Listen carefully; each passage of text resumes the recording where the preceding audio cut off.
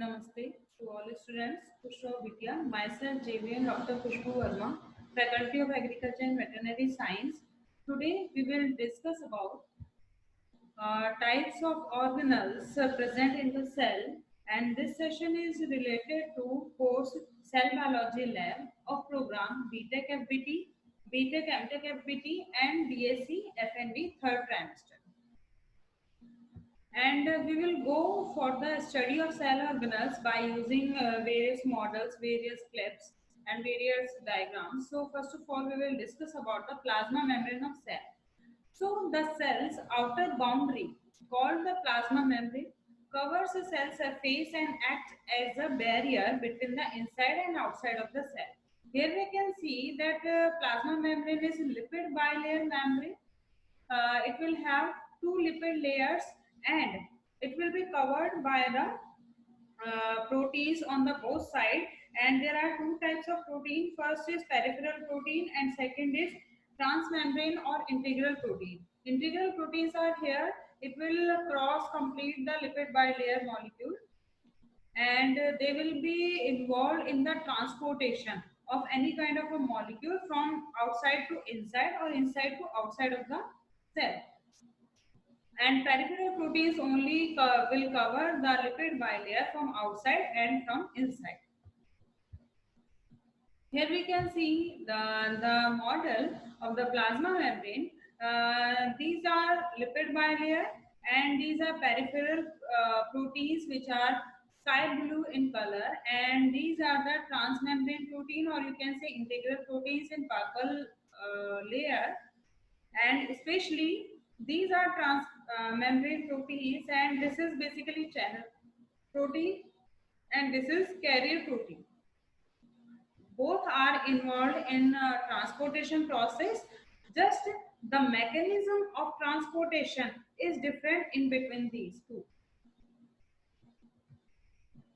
Second is cytoplasm. So the region of cell that is within the plasma membrane and that includes the fluid, the cytoskeleton and all other organelles except the nucleus is called cytoplasm.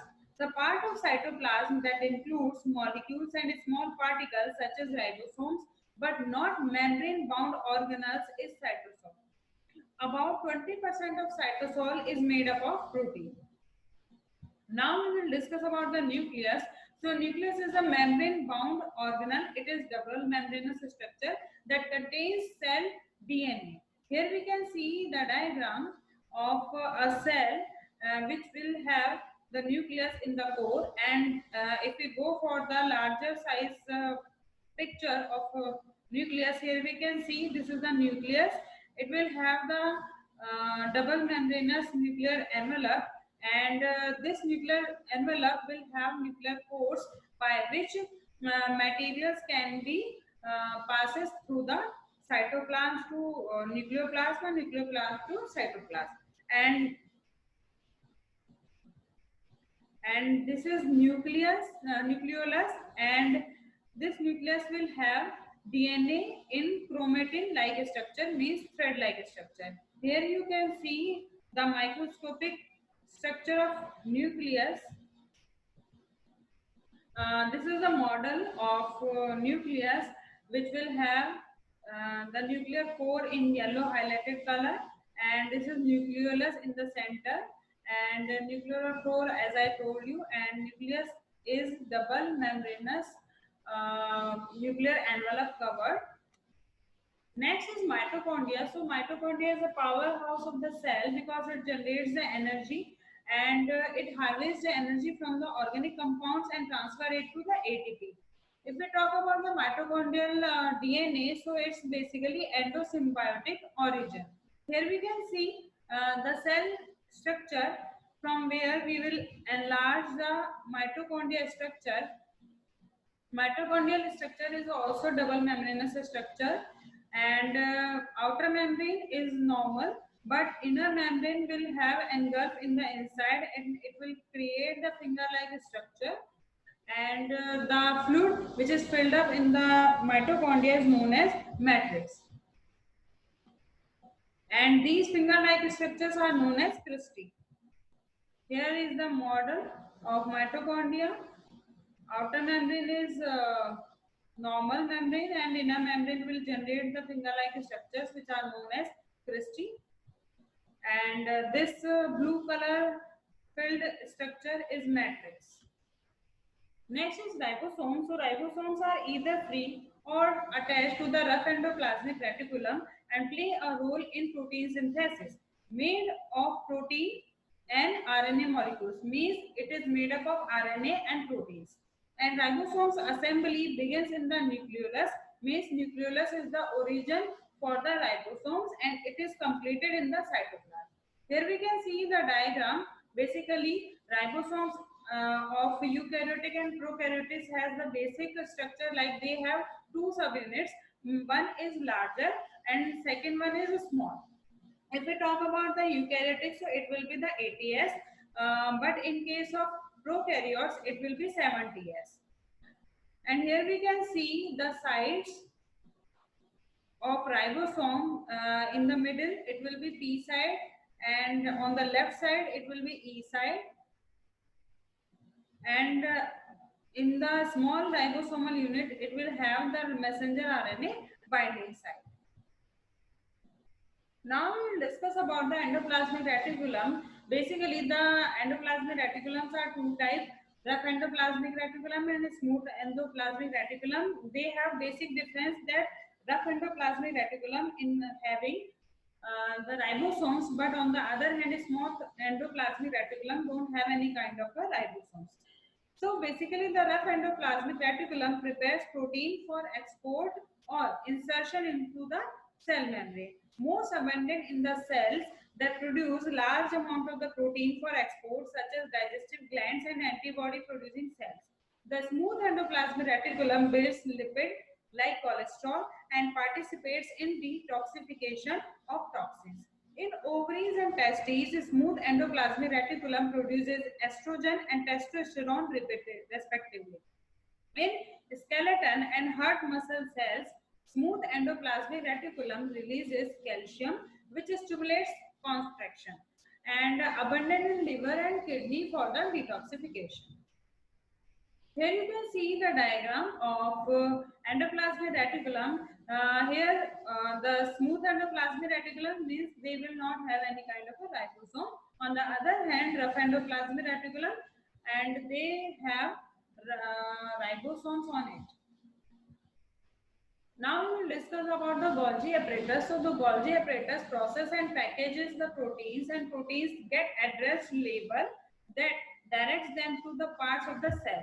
Here is the structure of Golgi apparatus, which will have the vesicles and tube-like structures or cisternes, and it will create the complete Golgi apparatus, and it transports the material from the ER to their destinated region. Now it is vesicle. So vesicles includes the lysosome, which has the digestive enzymes, and peroxisomes, which has the detoxification enzymes, like they are present in liver and kidney, are classified by their content.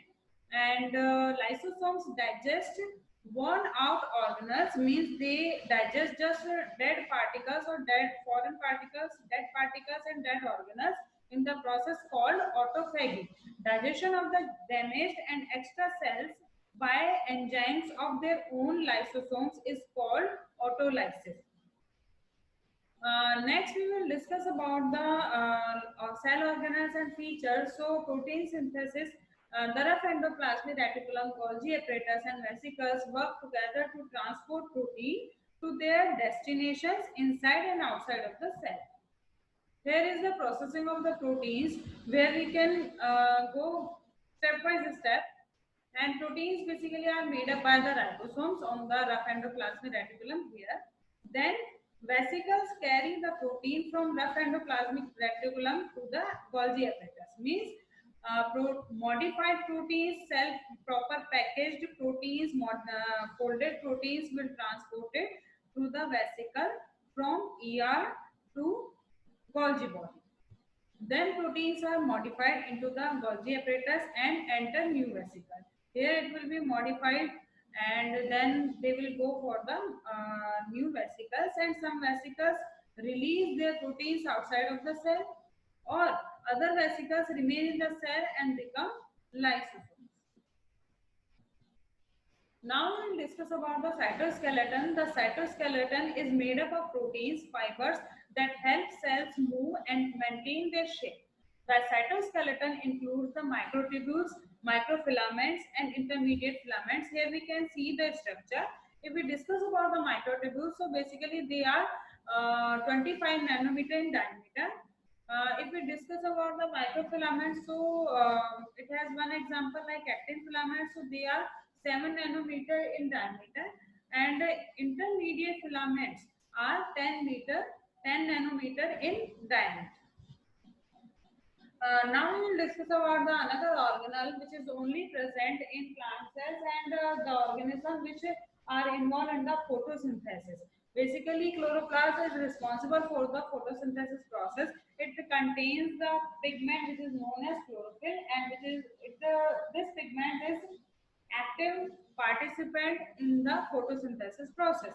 Basically, this organelle use light energy to make carbohydrates from carbon dioxide and water, and thylakoid contain green pigment, as I told you, which is chlorophyll. It absorbs the light energy and convert into the food. So basically, this is the model of chloroplast. Chloroplast is also double membranous structure. It has a thylakoid, and thylakoids, single thylakoids, and these thylakoids will arrange one by one, and it will create the complete sac. It is known as granum, and granums are connected with the linker thylakoids, and chloroplast will have fluid which is known as stroma. And chloroplast and mitochondria, both organelles have their own DNA, have their own proteins, so they are like autonomous organelles. So this is the sum up of this session, and this session is powered by Digital Version 2.0, Jyoti Vidyapeeth Women's University, Jaipur. Hope you are satisfied with this digital session. If you have any query, then mention in the comment box. I will resolve it. Thank you.